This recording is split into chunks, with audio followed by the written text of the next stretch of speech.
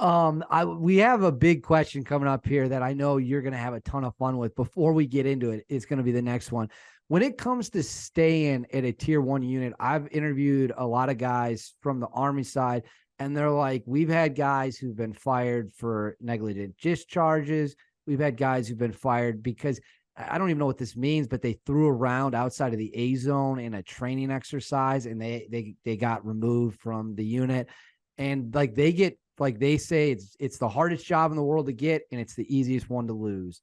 Yeah. When it comes to SEAL Team 6, is it similar? Like, what's a basic thing you could screw up and you find yourself out the door? Yeah, those for sure, or multiples of those, or two of those. Like, yeah, so like the next, like, there's some mistakes that you just can't make, right? So it's not like out here in real life where like you're supposed to be going through life and making mistakes and learning.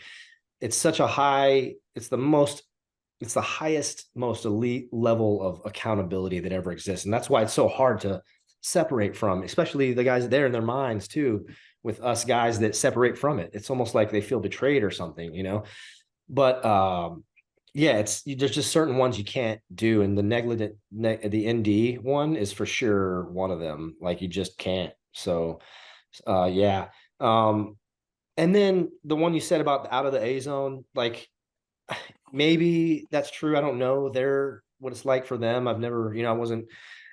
It's different, probably a little bit different nuances between the tier 1 units, but that my opinion about that one is like there was some other underlying stuff going on as well, right? And that was just like, it's like a marriage, like, oh, they got divorced because he never did the dishes, and you're like, there's Yeah, parts to little that, more to that yeah, story. that's just the thing, yeah.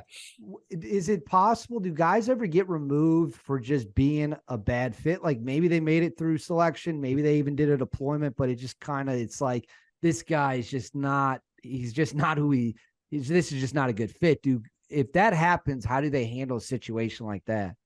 Yeah, there is definitely that, and I think that that's just dependent on where they are at in time with each team, because it goes through. I'll get into this and maybe at this next question, but I think it just depends on what's going on in there. For sure, there's been some toxic versions of that I actually went and apologized to somebody that we did that to, and it was like we still needed to do that, but we didn't have to do it in a just make that dude feel shittier. Just like, hey, you just aren't performing good enough, and you just don't fit in with the team, right? It's just like an NBA team. You have a guy you draft, and you're like, he's just not meshing with the team, and actually is a hindrance too, which could be dangerous. We've learned that lesson before. So that's why it's so important to actually act on that and actually do something about it. But my opinion is just that there's like, take the fucking bullshit judging, try to make the guy feel like a piece of shit thing out of it, and still do what you need to do.